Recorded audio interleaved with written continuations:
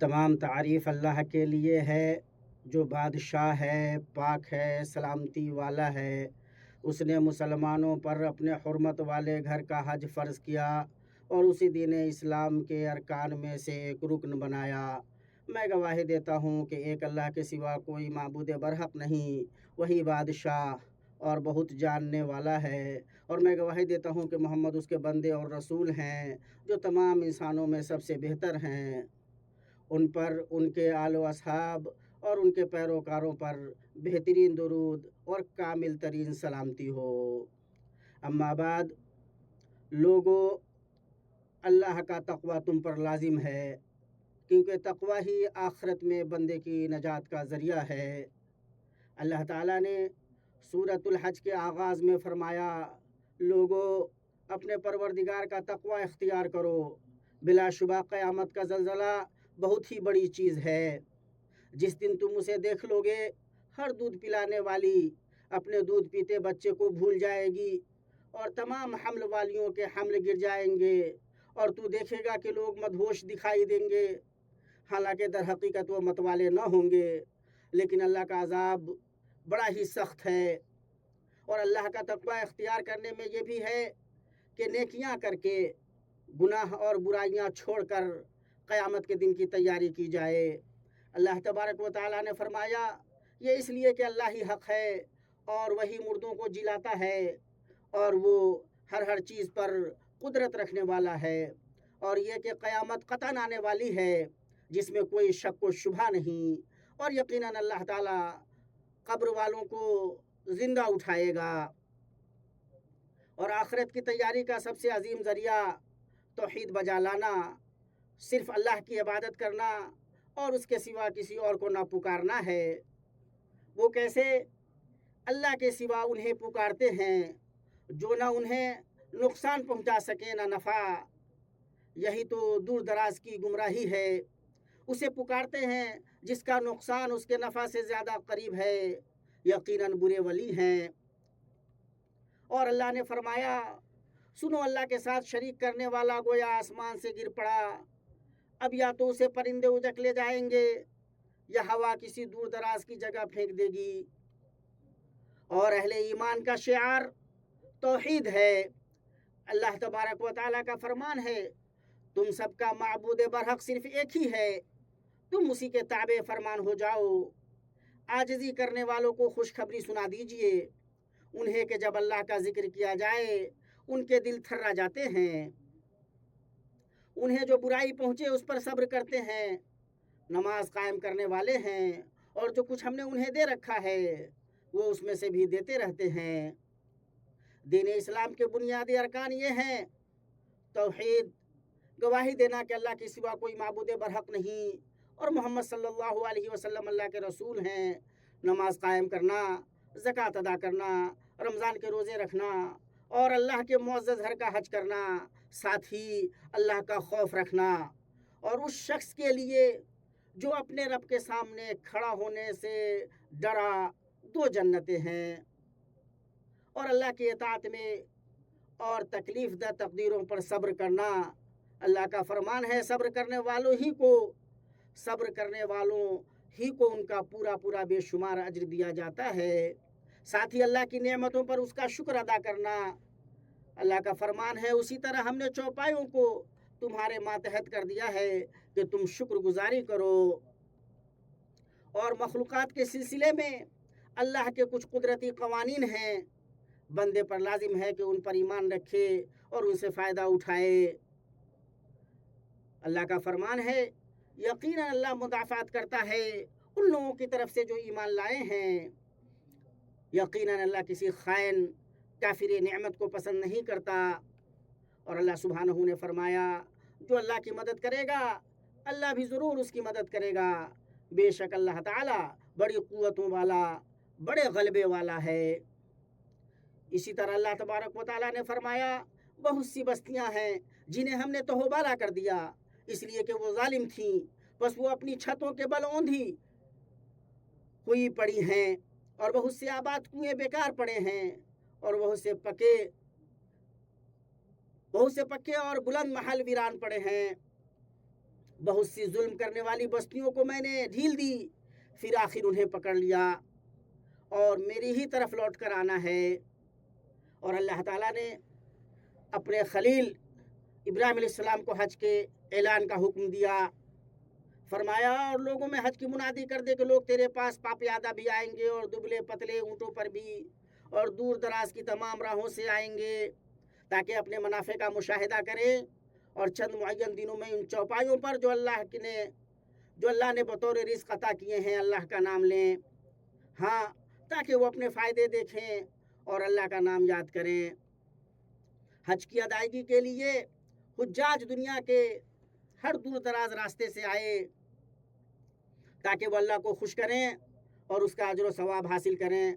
وہ بیت عتیق اور مقدس مشاعر کی تعظیم کرتے ہیں اور اس حرمت والی مسجد سے بھی جس نے ہم نے تمام لوگوں کے لیے مساوی کر دیا ہے، وہیں کے رہنے والے ہوں یا باہر کے ہوں، جو بھی ظلم کے ساتھ وہاں الحاد کا ارادہ کرے ہم اسے دردناک عذاب چکھائیں گے۔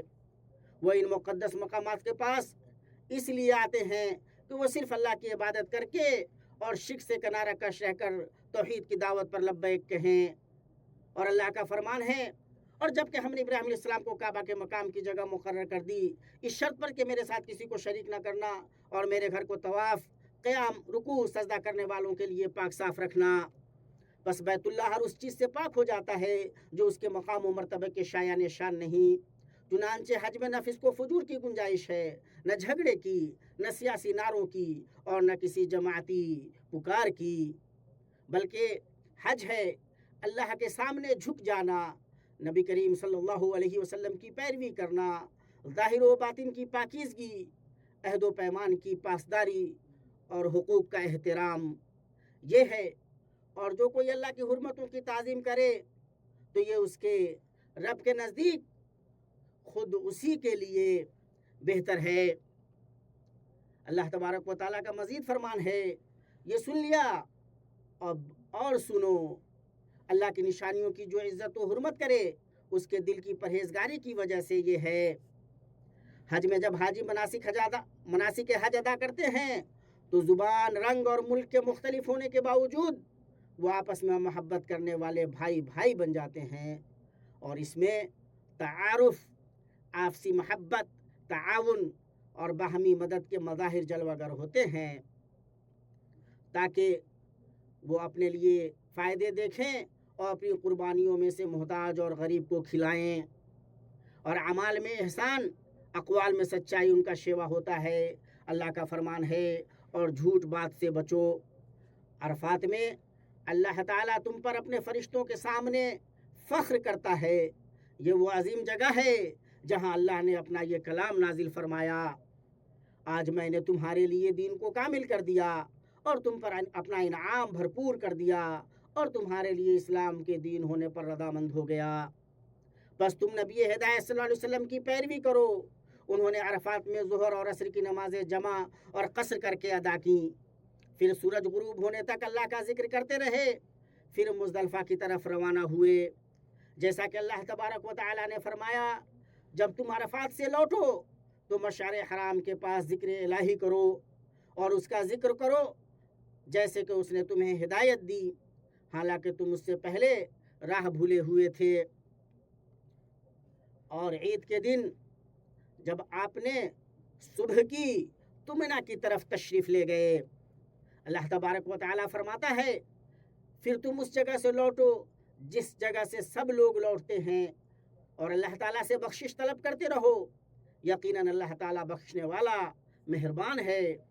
آپ صلی اللہ علیہ وسلم نے جمرہ عقبہ کو کنکریاں ماری، اپنی قربانی ذبح کی، اپنا سر مونڈا اور بال تراشنے کی بھی اجازت دی، پھر آپ صلی اللہ علیہ وسلم نے بیت اللہ کا طواف کیا جیسا کہ اللہ تبارک و تعالیٰ نے فرمایا، پھر وہ اپنا میل کچیل دور کریں اور اپنی نظریں پوری کریں اور اللہ کے قدیم گھر کا طواف کریں۔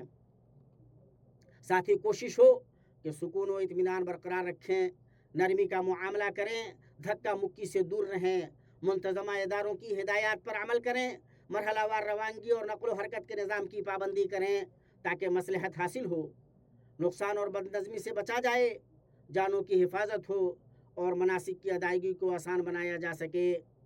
مینا میں اللہ کا ذکر کثرت سے کرنا مستحب ہے، اور پھر جب تم ارکان حج ادا کر چکو تو اللہ تعالیٰ کا ذکر کرو، جس طرح تم اپنے باپ دادوں کا ذکر کیا کرتے تھے، بلکہ اس سے بھی زیادہ۔ ایام تشریق میں حاجی تینوں جمرات کی رمی کرے، ہر دن ہر جمرہ کو 7 کنکریاں مارے۔ افضل یہ ہے کہ حاجی 13 ذی الحجہ تک مینا میں رہے، اور 12 ذی الحجہ کو جلدی واپسی بھی جائز ہے۔ اللہ تبارک و تعالیٰ کی یاد ان گنتی کے چند دنوں یعنی ایام تشریق میں کرو۔ 2 دن کی جلدی کرنے والے پر بھی کوئی گناہ نہیں، اور جو پیچھے رہ جائے اس پر بھی کوئی گناہ نہیں۔ یہ پرہیزگار کے لیے ہے، اور اللہ تعالیٰ سے ڈرتے رہو اور جان رکھو کہ تم سب اس کی طرف جمع کیے جاؤ گے۔ اور سفر سے پہلے طواف وداع کرے۔ اللہ تعالیٰ ہی ہے جس نے تمہیں برگزیدہ بنایا ہے، اور تم پر دین کے بارے میں کوئی تنگی نہیں ڈالی۔ دین اپنے باپ ابراہیم علیہ السلام کا قائم رکھو، اسی اللہ نے تمہارا نام مسلمان رکھا ہے، اس قرآن سے پہلے اور اس میں بھی، تاکہ پیغمبر تم پر گواہ ہو جائے اور تم تمام لوگوں کے گواہ بن جاؤ۔ بس تمہیں چاہیے کہ نمازیں قائم رکھو اور زکوٰۃ ادا کرتے رہو، اور اللہ کو مضبوط تھام لو، وہی تمہارا ولی اور مالک ہے۔ بس کیا ہی اچھا مالک ہے اور کتنا ہی بہتر مددگار ہے۔ اور اللہ سے مضبوط تعلق کا ایک اہم ذریعہ یہ ہے کہ بندہ اپنے رب سے خوب دعا کرے، خصوصاً حج کے مقامات میں، کیونکہ یہاں دعا کی قبولیت کی امید زیادہ ہوتی ہے۔ اور عرفہ میں سب سے اچھی دعا یہ ہے، لا الہ الا اللہ وحدہ لا شریک لہ لہ الملک و لہ الحمد وہو علی کل شیء قدیر۔ اور تمہارے رب کا فرمان ہے کہ مجھ سے دعا کرو، میں تمہاری دعاؤں کو قبول کروں گا۔ اور اللہ نے کہا، اور بعض لوگ وہ بھی ہیں جو کہتے ہیں ہمارے رب ہمیں دنیا میں نیکی دے اور آخرت میں بھی بھلائی عطا فرما اور ہمیں عذاب جہنم سے نجات دے۔ یہ وہ لوگ ہیں جن کے لیے ان کے اعمال کا حصہ ہے، اور اللہ تعالیٰ جلد حساب لینے والا ہے۔